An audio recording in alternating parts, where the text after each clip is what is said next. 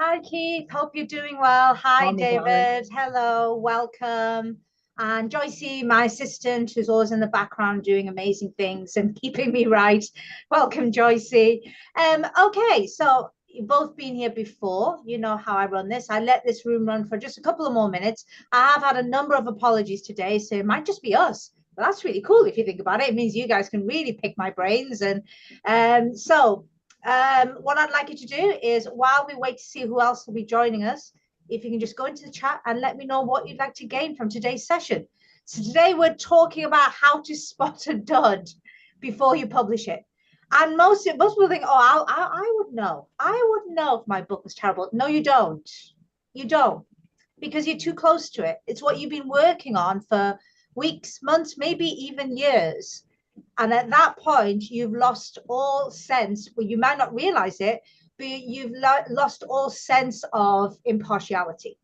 Okay. So, and this is why David's nodding his head because he's probably read some horrible books from Amazon. This is what happens, this is what happens because it's not those people knew about it. They didn't know they had a dud.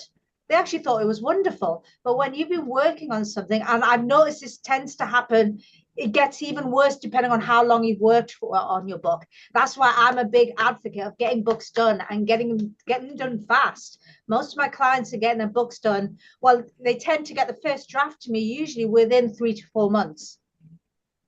I think anything longer than that,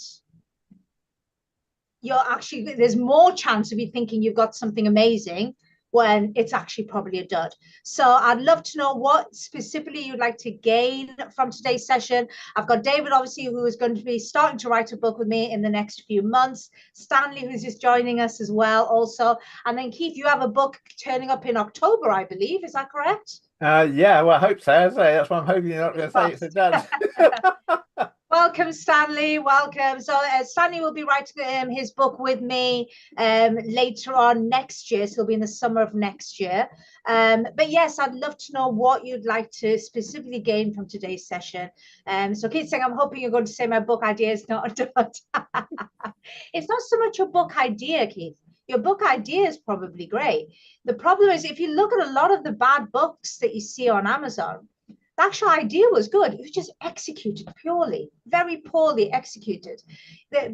Things are added in. People get, without meaning to, they can get very egotistical with their books. And it's also like, it's what I want to say. And it's like, no, you shouldn't be the center of your book. Your reader should be the center of your book. And you give information about your life story, your experience, your skills, but in the context of helping the reader. Not just like, look at me, aren't I amazing? That's like the worst thing that you can do is go, the only people who get away with that are celebrities. And even then, people don't like it. People prefer their celebrities humble. But those are the only people who can get away with it. So David says, my ears are open. Red ink is my friend. Yes, very true. I've had those essays back from school, when it's red everywhere. You're just thinking, oh God, what have I done? Okay, so let's get started. Like I said, I had a number of apologies today. So this should be quite a nice, small, intimate group today. I'm not expecting loads of people, but I will see if anybody comes up and I just have to keep an eye out. And if I spot anybody in the waiting room, I shall let them in. Okay, so if I can ask just for the next few moments, if you can all put yourself on silent, just so if there's any loud bangs or anything like that, I don't end up in the bookshelf behind me, which is the last thing that you want to see today, I'm pretty sure. So let me get started. Let me share my screen. Here we go. Okay, so everybody can see this. They can see the slides. Excellent. Okay, so let me start this. So first of all, welcome to the Thought Leader Author Forum. You've all been here before, so you know how this works. It's in two parts. The first part will discuss the topic of today, which is how to spot a dud book before launching to the public. Before. That's the key. You'd rather find out before you launch. Once you've launched, it's already out there. And yes, you can take it off sale and you can rewrite it and then put it back up there. But you've launched it. Okay, so wouldn't it be great if you can find out what are the issues with your book before you launch the public?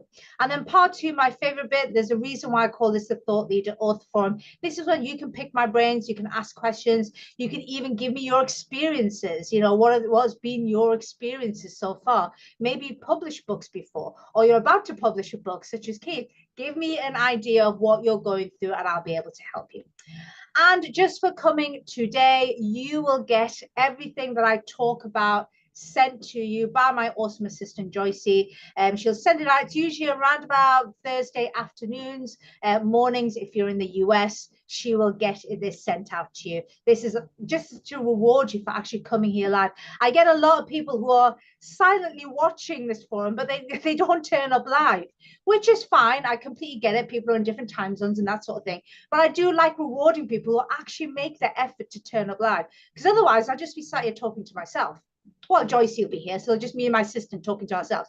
And we can do this. I could just do this as a recording, but I don't want to do it as a recording. I like it being a forum where people can ask me questions and give me feedback, and you can even talk amongst yourselves. That's what I love about it. That's very difficult to do if I'm just here on my own with my assistant Joycey, and that's it. So I like rewarding people who actually make the effort to come here instead of just watching the replays. And again, just to thank you for attending the Thought Leader Author Forum. The other thing I do for those amazing people who actually come live is that I allow you to help me make the right donations. What I used to do in the past is I used to pick charities and nonprofits that were close to my heart, and I would donate a certain percentage of my business profits to those organizations. But then I had a brainwave last year and I thought, why don't I allow people within my network to help me choose those causes instead of me just choosing by myself? And that's what I do. So here, in fact, let me actually put this into the chat now. Oh, I didn't mean to do that. I just actually come out of my slides. Let me go back to my slides here again. Okay, now let me find the link. There we go. So let me put this into the chat now. And if you go and click on that link now, you'll be able to pick one of these amazing causes. All you have to do is click one of them, just choose the impact. It doesn't cost you a penny or a cent if you're in the States. You're just helping me direct the funds to where you feel your heart is. So please go and pick one of these amazing causes and we will make that donation on your behalf. So let me just go back here, go back to the right slide. Okay. So earlier this week, I asked my audience, how confident would you be that a book you've written is destined for success? Please explain your choice in the comments below. This was so interesting. So when I ran this poll last year, no, beginning of this year, I think it was the last time, less than 15% said very confident. Now we've got 35%. I wonder if it's the Matali effect. Have I made them more confident? Or are they, you know what that old saying, pride comes before a fall? I wonder if that's, it was really, really interesting. 35, which is very high. Normally it's quite a lot lower. We had 35% of people said very confident, but interestingly, not one of them made a comment on my poll as to why they felt very confident. So I was like, that's interesting. But still, we have 47% who were confident, but they wanted confirmation. And we had 18% that were not confident. Here's just a selection of some of the comments that was left in the poll. So we've got Ace, who said, I would say confident, want confirmation to find out if I've truly and effectively grasped the key points that will serve to my audience. Couldn't agree with you more. You can be confident, but when you've been working, I've said this before, when you've been working on something for a while, it's very difficult to remain impartial. So you want some kind of confirmation that, yeah, you haven't gone off on a tangent. You're going down the right path. Lizzie says, fab poll, I'd say I'm confident in my writing, but I'm also open to feedback to ensure I've truly connected with my readers. So true. Sometimes you can feel that you're connecting. I've noticed this sometimes in conversations when I'll be speaking to somebody, and because I'm getting raw and emotional and honest, I feel like, oh, I've connected with that person. But actually, all I was doing was connecting with myself. It's something I learned when I was younger, to now realize that sometimes you're feeling something. I think as human beings, we're a little bit self-centered. When we feel something, we assume that's emanating to everybody and everyone feels the same way as you. Keith's nodding his head going, oh yes, I know exactly what that feels like, you know, when in reality, you don't actually know what other people are thinking. They could be thinking the absolute opposite of you. So you could be in danger of doing that because you've put your heart and your soul and everything. Maybe you've laid yourself completely bare, talked about really vulnerable things that have happened to you in the past in your book.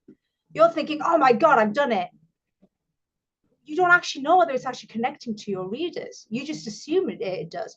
Joanna says, oh, I definitely want confirmation before hitting publish. Absolutely, that is something you need to do. So how do you do this? If you're thinking, okay, that's great, Mitali, you've convinced me, but how do I do this? How on earth do I test my book before launching to the public? You get beta readers.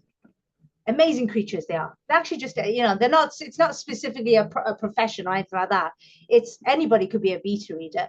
But what you do is you find a clutch of people that you can send your book to before you publish it. Before you publish it. It doesn't go on Amazon, doesn't go on Ingram Spark or any of the other platforms like Lulu. You don't put it anywhere. You just give it to these people. It's basically it creates a private risk-free launch. You launch just to a small group of people. The ideal number, I always say, ask 10 people. Usually you'll find 3, 4, or 5 will let you down. You know what people are like. They're like, oh, yeah, I'll do that for you. And then the dog's sick or there's various reasons then turn up why they can't do it. So if you ask 10 people, hopefully you should be able to get a good 4 or 5, maybe even 6 if you're lucky. And that's good enough. And it allows you to test their reaction and see what they like about it, what they dislike about it. And it's completely risk-free because no one else is seeing it, just this group of people. It lets you understand if you hit the mark with your target audience. Because like I said, we human beings, we're just designed to be a little bit self-centered. When we feel something, we genuinely just believe that everybody else feels the same way. I always go back to like when Brexit happened in this country. And it was quite interesting. I do actually have friends, good friends on both sides. So I actually called it, I'm quite proud of myself. I actually called it correctly. I was like, I think it's going to be quite split. And what was it? 49% to 51% or something like that. I think 51% wanted to leave the EU and 49. I called it. I said, I think it's going to be really split. But it was quite interesting. My friends in both camps tend to only hang around with people like them. So the Brexiteers were shocked that they only won by 2%. They thought it was going to be a landslide. The Remainers were really shocked. They're like, oh my God, I had no idea.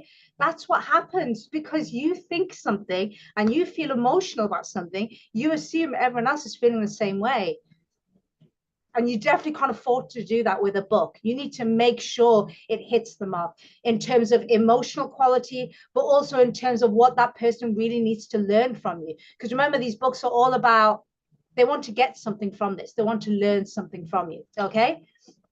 So what makes a great beta reader? Before you go running off and start asking absolutely everybody, you need to know what makes a great beta reader. I much rather you only have 2 beta readers, but they're good for you, than having 6 or 7 that are not suitable. So what makes a great beta reader?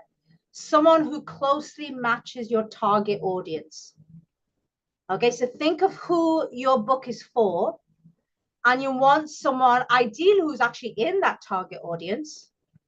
Or another way of doing it is you can approach people who serve the same target audience. So for example, a beta reader, I didn't know this lady, by the way, when my book, when I needed beta readers for my book. So I didn't ask this lady, I met her afterwards. But say I was going to write a different book, this lady I will absolutely ask. So this lady is a consultant that helps businesses certify in B Corporation. So she helps them become B Corp. Is she my target audience? Well, she could be. I guess she could write a book on how to best become a B Corp. I suppose she could. But really, she serves the same audience as me. I'm working with people who have business and brands that genuinely do good things in the world. So whether that's B Corp, whether that's ethical enterprises, whether that is social entrepreneurs, people are doing something good. She serves a very similar, if not the same audience that I serve. So it doesn't have to be someone who is in your target audience. It could be someone who serves the same target audience as you. But you definitely want someone who closely matches your target audience persona. What you don't want is someone who is close to you and therefore emotions get in the way. So this is not the time to be calling up your lovely mother and ask her to become your beta reader. I mean, if she's insisting that she wants to read your book, by all means, give her a copy, but don't think of her as a beta reader. If she has an opinion, there's nothing wrong. We've got to take on our mother's opinion. Bless them, they're our mothers, but that's an opinion. If she's not your target audience, then she can't be one of your beta readers. Same goes for friends, close friends, and family, because they come with this baggage, I guess, this emotional baggage. You have a relationship with them, a very emotional relationship with them. It can mean one of two things. Either they can be extra soft on you and not give you the right feedback that you need because they don't hurt your feelings. Or if you've got a mother like mine, the opposite. My mother shows a love for me by continuously criticizing me. In fact, if she doesn't criticize me for more than 2 days, I start thinking, oh my God, what have I done wrong? So she could be overly critical.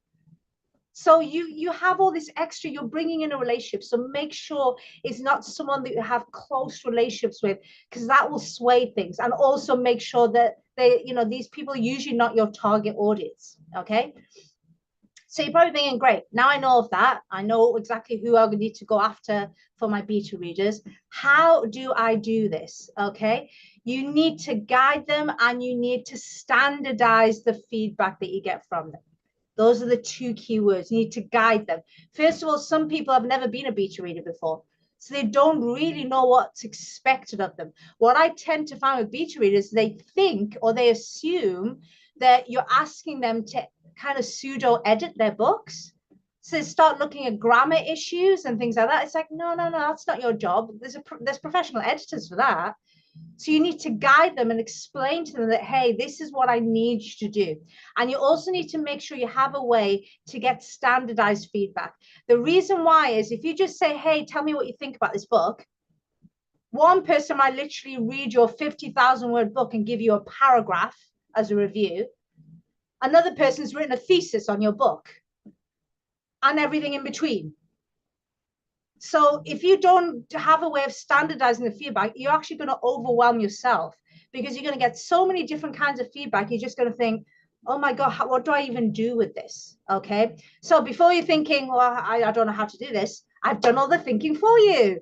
So this is my beta reader form. This is something that all my clients get.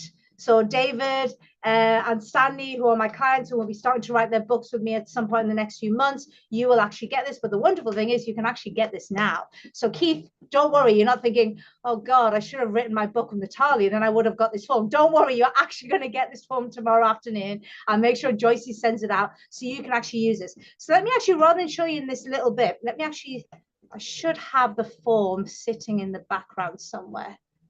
Oh, I thought I did. Oh, there it is. Here we go. So you can all see this. Excellent. Okay, so this is the actual form. And I'm going to go through the form so you can see how it's been put together. And I hope you'll thank me for how wonderful it is, because it is. This is something that's taken me, well, feedback, I would say 2-3 years to put together, and things were added and things were removed. So it really is a very slick machine now. And that's why I would start off by saying, you can amend this form. It's not like I'm going to tell you off for amending. Well, once the form is yours, it's yours. It's my gift to you. So I can't exactly tell you, well, you shouldn't do this and you can do whatever you want with this form.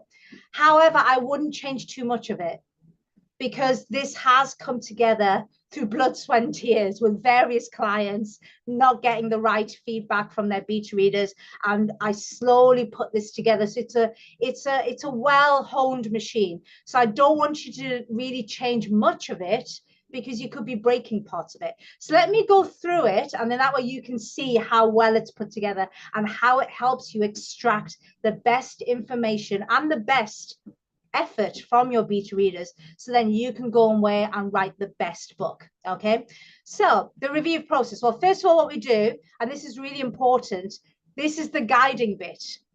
A lot of people have never been a beta reader before. They don't really know what is expected of them. And what I found through trial and error is that most people think that you're asking them to read the book to pick up grammatical errors and punctuation errors and typos. And it's like, no. And this is why I put this in red, important. I'm interested in your general impression on what I've written so far. Please don't spend a lot of time analyzing things in detail. This is all about the information, the scope of it, and how ideas are explained.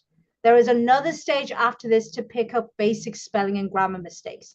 So to really let them know from the off, this is what my expectations for you are, okay? I also, this is quite good. This is something I added in later. You can actually, by helping them to say, click yes, to say, are you okay with this? Are you not okay with this? By the way, no one's ever said no, because why would you be even having that conversation with that person anyway? But by doing that, you can actually send them this, and it almost feels a little bit more official. Like I feel like, oh God, there's a bit of a contract here. You know, I've agreed that, yes, this is what I'm going to do, okay? Another thing, now I didn't do this with my beta readers, and you don't have to do this, but you can, if you, by the way of thanking them, you can incentivize them a little bit.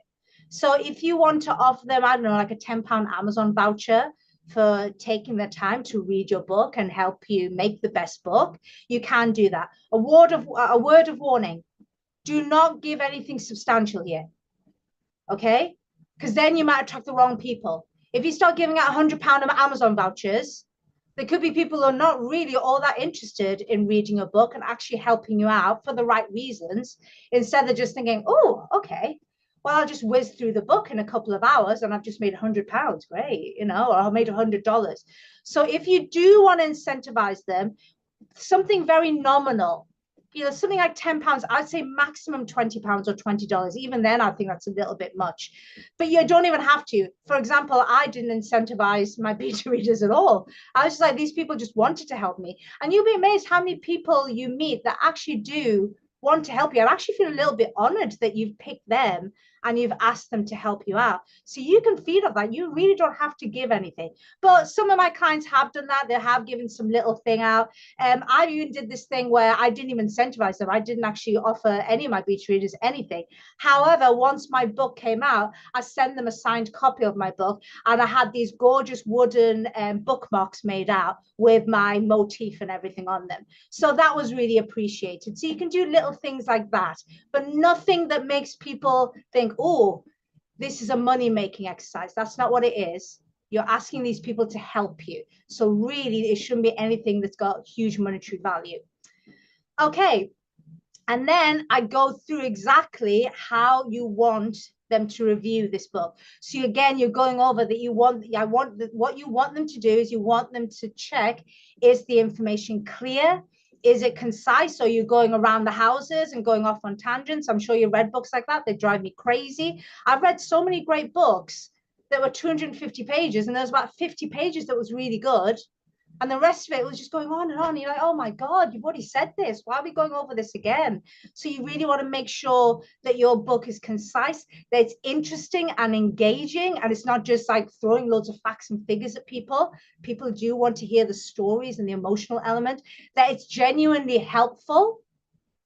Remember, unless you're already celebrity and people are just nosy and want to know about your lives, unless you're one of those people, then the only reason people will read your book is because they feel that you're going to help them with something. So is your book genuinely helpful?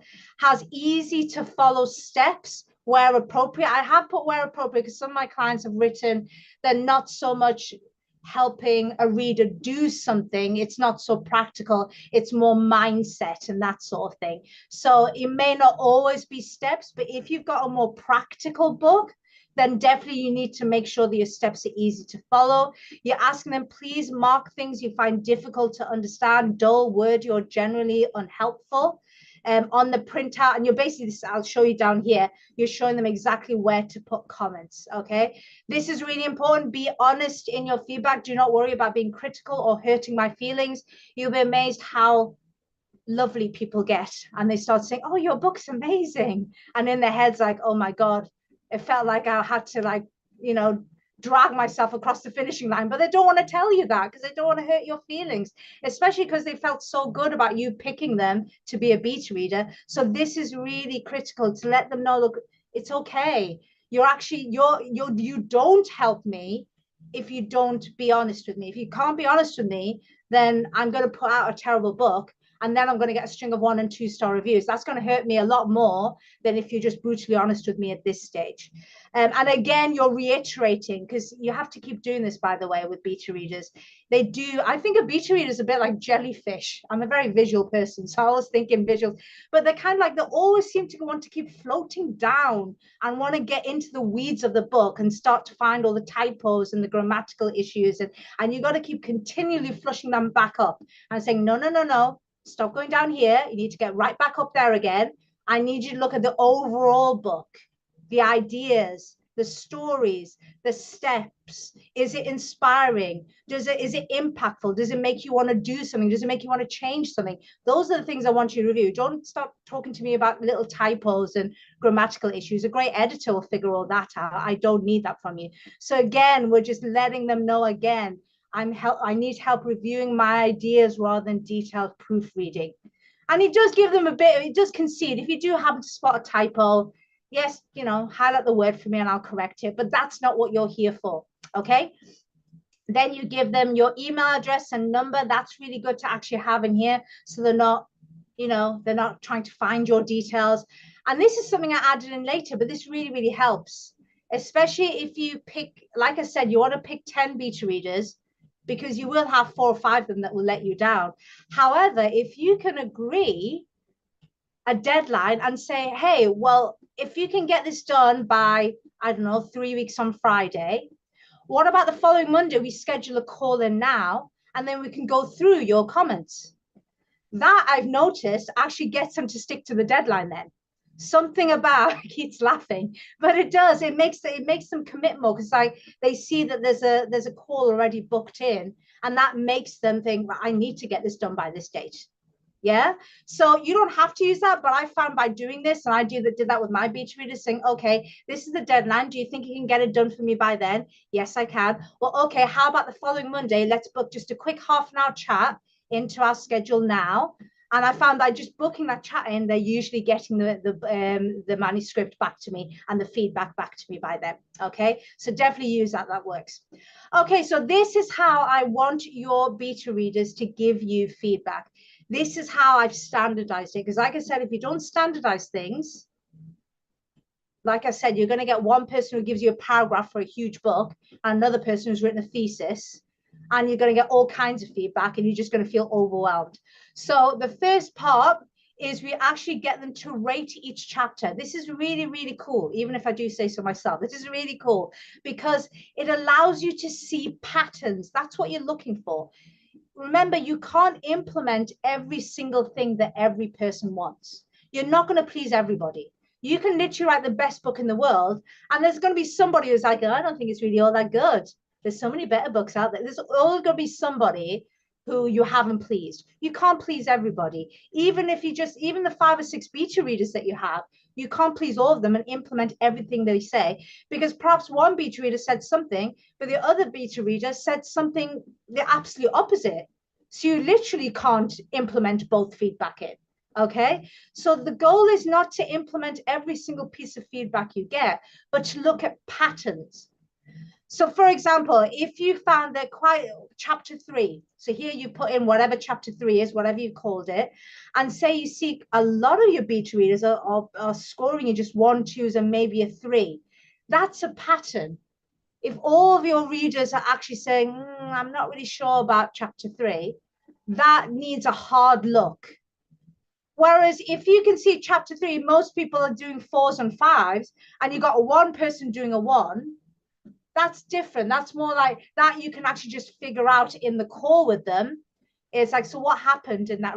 It could be they misunderstood that chapter, or it could be just a personal thing, but you just go, you know what, I'm going to let that go because most of the people loved it. So it allows you to see the importance. That's it. You're going to get feedback left, right, and center. You have to prioritize which are the important bits of feedback that are must do. I have to implement this feedback. And you've got to sift it away from other feedback that you think, I think I'm going to leave that one because I think that's just personal with that person. I don't actually think this is what the average reader would think. And this is a great way of doing that. You can literally plot these out. And then what I usually get my clients to do is just say, literally get all of these out and put them side by side.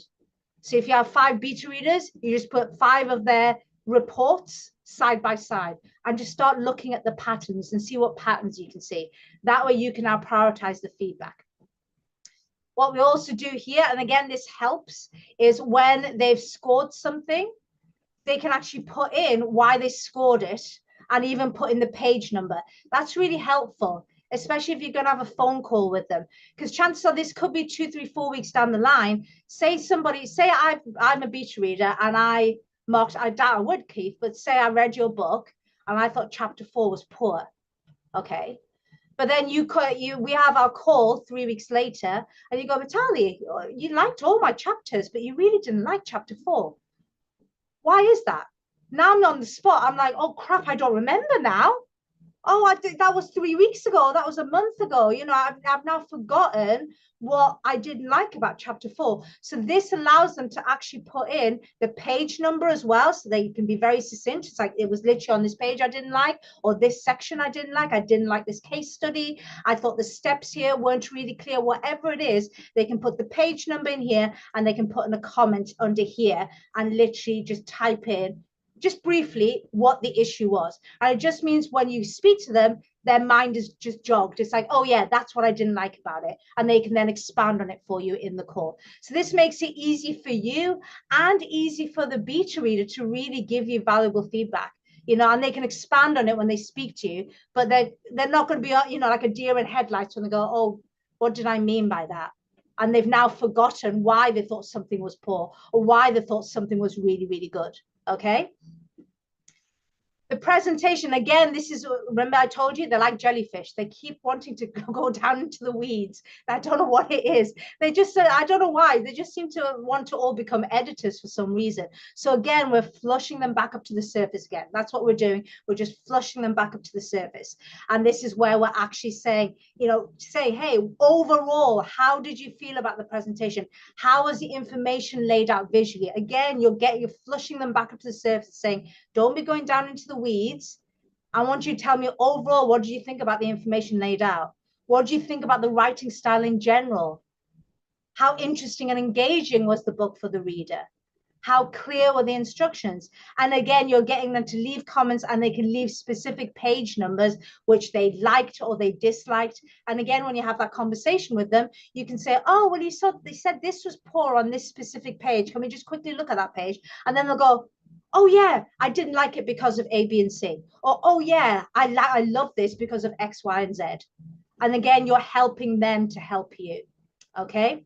And again, the final sheet here is we're just doing some final gathering of information. So anything missing, this is a big one, by the way. This is a big one. A lot of people, when they're a beta reader, they're not thinking of what's missing. They're looking at what's there and they're giving you advice on whether they think it's good or bad. They're not actually thinking what's missing. However, when you ask them that question, you'll be amazed what you might get and you missed out on, you didn't realize. So one thing that happened with my book was all about, it was case study based. It was all about some of my clients and the amazing things they've done with their books. And then when I did, is anything missing? One of my beta readers said, well, Mitali, you've written a book on how amazing it is to be an author and how many doors are opened when you become an author. And then, of course, I know you've got your program where people can go in and become an author. But what about people? There are going to be people who read this book and they don't have the funds to have a book consultant and publisher like you, but they want to put a book together by themselves. You've just basically whetted their appetite for writing a book and then just left them high and dry. And I was like, oh my God, that's exactly what I've done. That's not very nice. I mean, yeah, people who have the funds, they'll come and work with me. But what about the people who don't have funds? So I created a bonus chapter at the end of my book, which gives them step-by-step instructions on how to put a book together. Will it be the most professional book? Probably not, but they can certainly put something decent together by themselves. That came about because I had this question, is anything missing? So this is a really, really cool question, because you might come up with ideas that you never even thought of, and a beta reader said, well, have you thought about this? Or have you thought about that? And they could be fantastic ideas for you to implement into your book. Does anything need taking out? That's another one. This is a great way for you to find out whether you've put some fluff in there. And we're all guilty of doing it. We're all guilty of sometimes hammering the point home a little bit too much. And this allows you to make your book as concise as possible. Okay. Just be aware people's attention spans are just getting smaller and smaller by every single year that goes by. So they don't thank you for giving them 70, 80, 90,000 words to read when 30 or 40,000 would have done. I'm not saying don't write a big book, by the way. If you want to write 100,000 words, go for it. But it needs to be 100,000 words of pure gold, not 100,000 words that could be done in 40. Okay, so this is really good. You're really asking them, does anything need to be taken out? List 3 things that you like about the book overall and 3 things you dislike. Again, flushing them back into the top. You're not talking about specifics. Tell me overall what's the 3 things that you liked about the book and 3 things you disliked about the book. And again, gives you an overall idea of how this book is going to do. And then finally, you can ask them, what do you think the book price should be? This I just threw in there. I mean, it wasn't really important for me, and for a lot of my clients, it's not important, in that they usually use their book as a marketing tool anyway. So they don't really sell their books, right? They usually sell them at cost. However, if you are planning on saying, no, I would actually like to make a little bit of profit on my book, you can get an idea of what people would be willing to pay for this kind of book. And this helps you with pricing strategies. And then final one, again, I just threw this in there, but you'll be amazed what sometimes you get back from your beta readers. Is there anything else I need to know? Most times you'll get a nope, I've already said everything I need to do above. But every so often you'll get something completely left field and you'll go, whoa, I didn't even ask that, but that's really important. I need to know that. So I put that in there because sometimes you get absolute gems in here. So I hope you can see, as I said at the beginning, I don't want to sound like a draconian, you know, I don't want to say do not change any of it. You are allowed to change it. I mean, well, it's not like I can come and follow you into your homes and see what you're doing with this form anyway. So you can do whatever you want to this form. However, this form is something that has come together slowly over time, working with different clients and trying to eke out the best from their beta readers. So as you can see, it's quite a honed machine. So by all means amend it, but amend it at your peril, I should say. You're trying not to amend it too much. Even the sequence is, I mean, because some people say, okay, well, I'll keep it, but maybe I do this first and then I'll do that later. And it's like, well, I've tried that. This is in the optimal sequence as well. It's how a beta reader thinks. So even then, I wouldn't change too much of it. But obviously, you're allowed to do whatever you want with this. But I hope you can see this can really, really help you standardize the information you get from them, get the best quality information out from the beta readers, and also helps you because you can just go through this and see where the patterns are. You can actually just lay all of the forms side by side and see where the patterns are. And that reduces overwhelm because please remember this. Do not feel you have to implement every single bit of feedback that you get. I had one client who actually started to get really, really stressed out because she was trying to implement every single thing that her beta reader said. And I just said, you can't do that. You can't please everybody anyway. That's just impossible. What you're trying to do is prioritize the big bits of feedback that everybody seems to agree on. Those are the things that need attention. The others is entirely up to you. You don't have to implement everything. Even if you manage to implement everything, once you launch the book, there'll still be somebody on the planet who'll be like, oh, well, I wish I did more of this, or I wish I did less of that. You're not going to please absolutely everybody. If you think of some of the biggest books out there, and you go onto Amazon, you'll still find a couple of 1- and 2-star reviews there. So you can't please everybody, but what you're trying to do is make it overwhelmingly good. If you're overwhelmingly getting 4- and 5-star reviews on Amazon, I think you're doing well. It's when you get lots of 2- and 1-star reviews, that's when things have gone wrong for you, okay? So let me come back to my slides. Actually, I don't need to, I can come out of this now. So I'd love to know, Claire. Oh, welcome, Claire. Lovely to see you. Hope you're doing well. So Claire saying my mother will be the harshest. Yeah, I think you and I have similar mothers, don't we, Claire? So what are your thoughts on that? Has this helped you? I would love to know from Keith, actually. Would you think this is something you'd be able to use? Or maybe you've already gone through a beta reading process of sorts, and how did this compare? No, actually, it's really good timing, Natalia, because as I said, we'll be starting sort of beta reading soon, and or I hadn't actually called it beta reading, but the same stage, if you know what I mean. Oh, that's just a posh. You know, you can call it whatever you like. I But think but, the but term comes from software, but you used to get you still do get beta testers for software. I think that's where it's come yeah. from. Yeah. But no, the actual form is brilliant, and yeah, I will certainly be borrowing that because I think it's got real, yeah. Some of it actually made me think of that. Oh, I didn't think of that, and because Well, let me part, know how it goes. Let me know how you get the feedback, but hopefully it will reduce the overwhelm for you because you well, yeah, have it right away. part of what you said about spotting the patterns as well, because yeah, I mean that was the one thing that's been worrying me about the sort of beta reading is, if I get a mountain of comments back, then how do I go through them and find what Yeah, passes, what especially doesn't? conflicting comments. How do you implement conflicting? You've got one person saying it should be like this, but the other person saying it should be the opposite. You literally can't implement both feedback now. No, But no, hopefully this will help you. This isn't about implementing every single thing that every one of your beta readers say. It's looking for patterns. That's what you're yeah, doing. You're looking for patterns. And then where you see patterns, those need, if they're negative patterns, that's where you need to concentrate on amending. yeah. No, that makes a lot of sense. Yeah, yeah. No, I think it's brilliant. Really, really, really useful. Excellent. Well, I'm glad that, well, you should get that tomorrow afternoon. Joyce will send it out to you. Fantastic. And then, yes, stay in touch and let me know how that form works for you because I'll be very interested to know. Yeah, we definitely will do. Yeah, yeah, that's great. Any other thoughts? David, you're nodding your head. Oh, yes, Stanley. Okay, do you find that there is an optimal number of pages that are a parameter? Like there's some books that are like 11 hours long on Audible, and it's like, I don't have 11 hours to dedicate to one book because I'm going to forget chapter one by the time I get to chapter 700. Yeah. So when I look at a book, a lot of times I'll look at how long, how many pages are in it. And it gives me an idea, is the point getting made or is it just a academic book? What's your thought on that? Well, first of all, you have to remember when a book is 11 hours on Audible, it doesn't mean reading, we tend to read faster than we speak. So a book that's 11 hours long, it probably could be read in about 8 hours.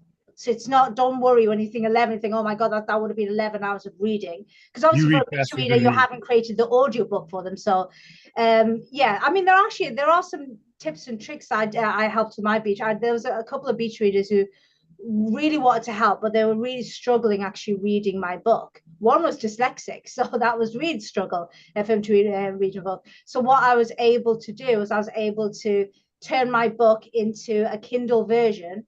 What didn't upload it into Amazon, you can just get free software online that turns it into a Kindle, and then you can download it into readers as apps on your phone that will read it out aloud for you. So there are ways around this. You can definitely do that. Regarding, whether, something's too long, well, that's what the beta reader feedback is for. The form is for. It allows people to, well, first of all, it makes it easier for the beta readers because they were probably thinking, oh my God, this is a long book. But you can say, hey, don't worry about it. You don't have to remember what happened in chapter 1 because if I go back to the form, let me go back to the form so it makes more sense for you to actually see what I'm doing. Okay, so if I go back to the form here, okay, so they can literally come in, so they can read a chapter, then they come to the form and they go, okay, I thought that was fair, I thought that was a number 4, and then they can put in what pages that they liked or maybe what they didn't like. Then they read chapter 2 and then they decide they score it between 1 and 5 and then they write comments regarding that chapter. So they can even do it. It makes it easier for them. You can actually tell them that if you've got if you've ended up writing a big book standing, you've got, oh my God, I've written a 70,000 word behemoth, I'm going to scare off my beta readers. You can say, hey, you can just do this. Like just read a chapter at a time. You read a chapter every 2 days. And then, because again, it reduces their overwhelm, because you're absolutely right. If you didn't have this form and you just said, hey, off you go, read my book and just tell me what you think of it. Yes, they will feel that pressure because they'll feel like, I kind of need to read this book, maybe not in 1 day, but within 2-3 days, I need to read this book so I can give this person constructive feedback for the entire book. If I split it out over 3 weeks or so, I'm going to forget, like you said, I'm going to forget what they said in chapter 1. But because of this form, they don't have to do that. They can literally work out chapter by chapter. Oh, I've gone back to the bottom here accidentally. They can work out chapter by chapter what they liked. And then once they've done that, then they can, but you have to remember, once they've done this and they've written out what they liked and what they disliked in each chapter, then when they get to the overall, now this is a perfect example of why this is set out this way. And I said it's been set out in the optimal sequence as well. That's why I always tell people, don't change it so like this is before this. There's a reason why this is the first thing you get them to do, because you're getting them to go chapter by chapter. Once they've got to the end and they've written all their notes, then they can do all this, because they can reread their own notes and then go, oh yeah, that's what I liked about chapter 1. That's what I disliked about chapter 2. And they've already got these notes here. Now they can do the overall questions. So it really helps them. It takes the overwhelm away from them as well, because it's so systematic. It's very step by step and saying, this is what I want you to do. And like I said, you're just continuously flushing them up to the surface and making sure they don't get into editor mode, because that's the last thing you want. You will have an editor who will deal with all of that. Does that answer your question? Yep, very good. Thank you. David, I think did you want to say something? Yeah, thanks. Really benefiting from other people's questions as well. Just a quick question, Mitali, around the length of books again. So I know some people are advocating, 100 pages, 120 pages, maybe. Where I've been, in terms of my initial feedback I've been getting from people, I realised that what I was writing, because my stuff is purely practical, it's got some research back in our site in terms of why this works at the end of each chapter. But I'm actually probably going down the route of splitting what would have been one book into maybe 4 smaller books. Okay. And I'm just wondering what you and others think about that approach, so that they can be self-contained.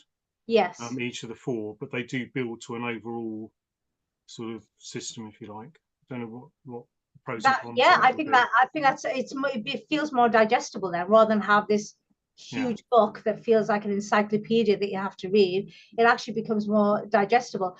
I'm all for sort of smaller books, especially if you people's attention spans are just getting shorter and shorter now.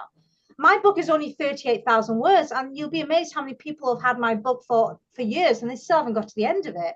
But it's like, it's 38,000 words. It's nothing, I've had people get on a flight to Greece and they've read my book on the flight over. And then there's still people who've had my book for years and they still haven't read it.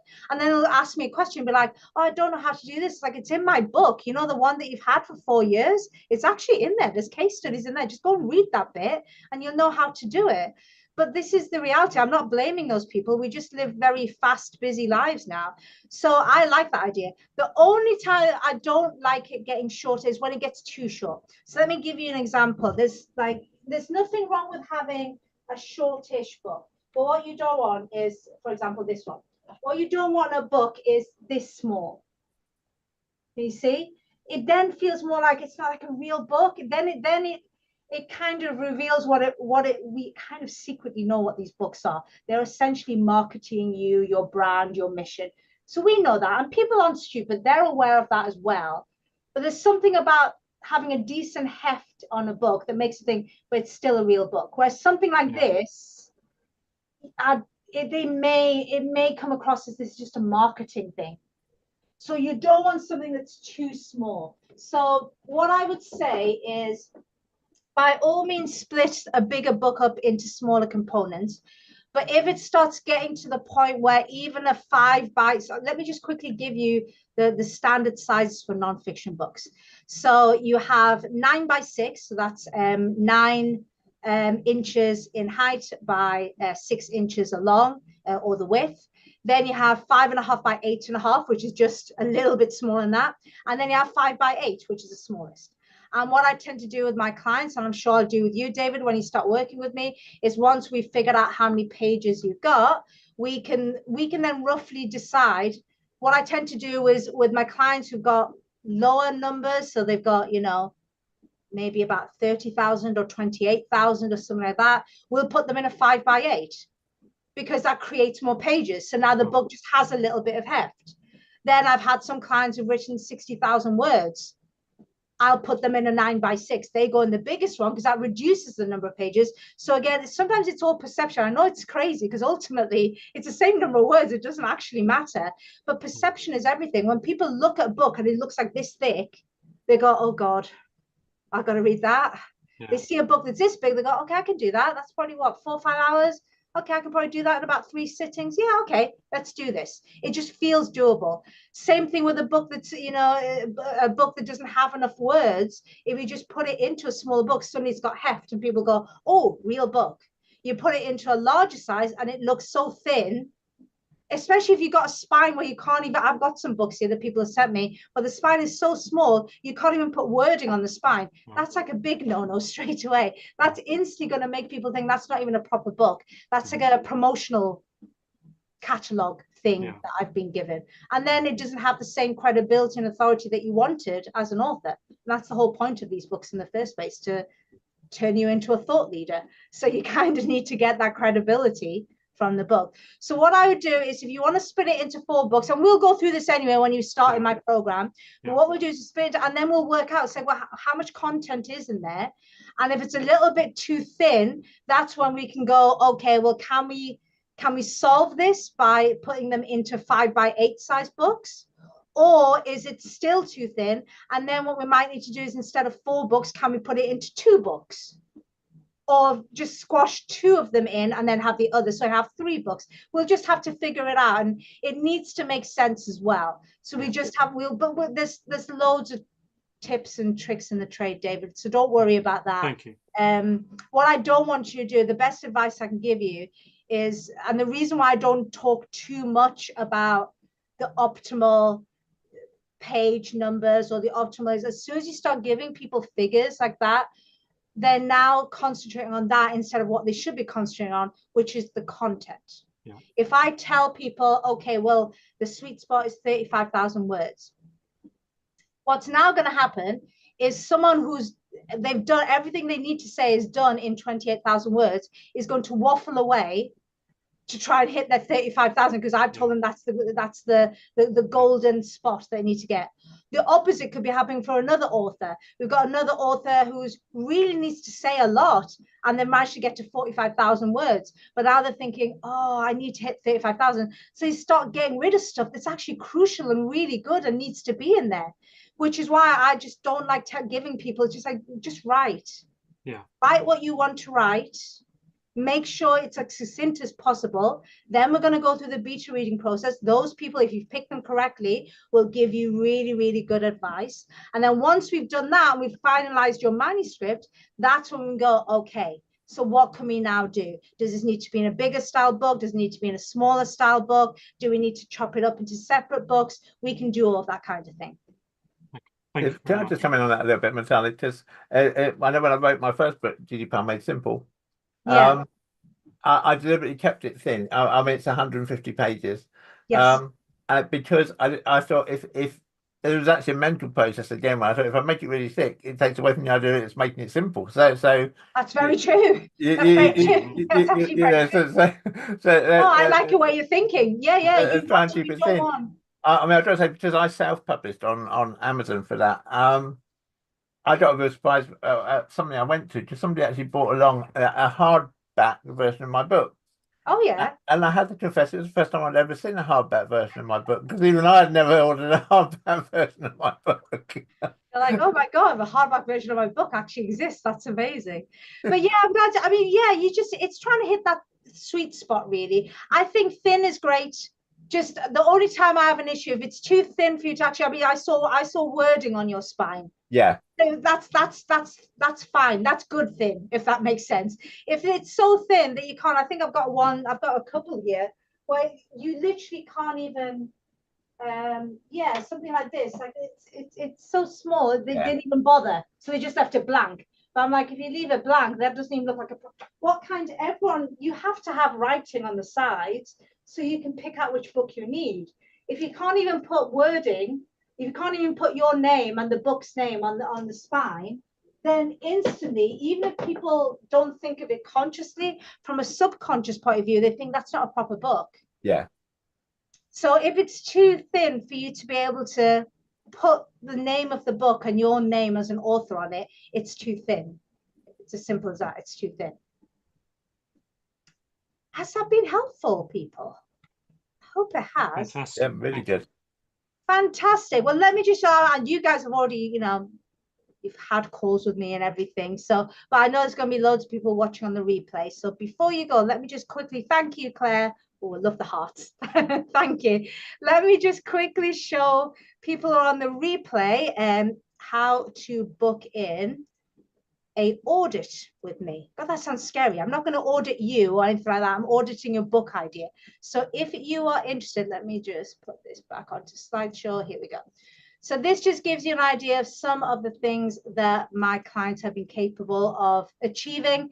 And in the future, I'm already manifesting this for David and for Stanley. I can already see your name in lights, so I'm manifesting it for you guys. But yes, this is a way to get true credibility. You know, if you do, whether you want to work with influencers, whether you want to be on TV, on topical shows, whether you want to be in newspapers, in blogs, whatever it is, this is the way to get credibility and get true visibility for what you do. So let me just give you a case study or I guess a testimonial from one of my awesome clients. She's just incredible, Bobby. Bobby wrote a book by herself 20 years ago. And as you can see, she says, if I compare my experience writing my first book 20 years ago to the second one I wrote in Tolly, do not do it alone, exclamation mark. This lady really suffered. When she wrote that first book 20 years ago, she had no structure. She just went off and did whatever she needed to do, put it all together. It took her, I believe, nearly 2 years to do. And she's not even happy with the book. 2 years of work, and she wasn't even happy with what she published. So do come and speak to me, because I've kind of done this so often now. I've published 8 books, one of my own, 7 as a ghostwriter. I'm just about to publish my 48th author. Trust me, I've done things the wrong way, and I know how to do things the right way. So I can really shortcut that. Well, I can get rid of the agony for you, really, and just say, no, this is not how to do it. This is the best way to do it. So if you would like to come on a book idea audit, this is where you can come to me, and you can actually, well, there's 2 things you can do. You may have a book idea or maybe several book ideas, and I'll be able to go through them with you, and I'll be able to pinpoint which is the best one for you. Or you could come to me and say, I actually don't have a book idea, but I want to write a book. Can you please help me figure out what would be the best book for me to write, so I can make the biggest impact, but also impacts me and my business and my life as well. And we can figure that out. And then we'll look at what process will help you succeed. So let me show you how you can do that. If I come here, all you have to do is come to this link. My awesome assistant, Joyce, will make sure that's sent out in the email for you tomorrow with the replay. And you just come here, watch the video, just go into a little bit more detail than I have done right now on how to book this. And then you just book it in here. It's quite simple. You know how this works, folks. You just put in your details. This is just Calendly, by the way, but it's just embedded. See how nice I am? I don't even want you to go off to Calendly. You actually stay on my website. You can just book a book idea audit. But please do that. One of the things that really makes me unhappy is when I see people who have put a lot of time and effort and sometimes money into publishing a book, and it was just the wrong idea.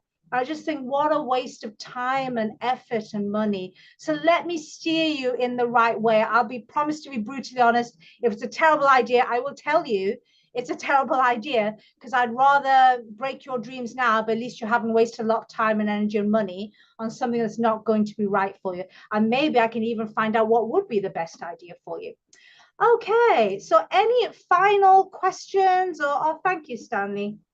Okay, he's just gone, but thank you, Stanley. Really appreciate that. Any final questions or thoughts? No, you're all stunned into silence now. Fantastic. Well, thank you so much for joining me. As I said, Joyce will send out the actual beta reader feedback form. So yes, Keith, please do stay in touch with me on that. I'd love to know what kind of feedback you get and how it helps you develop your book. That would be brilliant to know. And yes, thank you so much for joining me, and I hope to see you at a future forum. Thanks so much. Thanks, everyone. Thank you. Thank you. Thank you, David. Thanks, Bizarrely. Thanks, everybody. Thanks. Bye. Bye.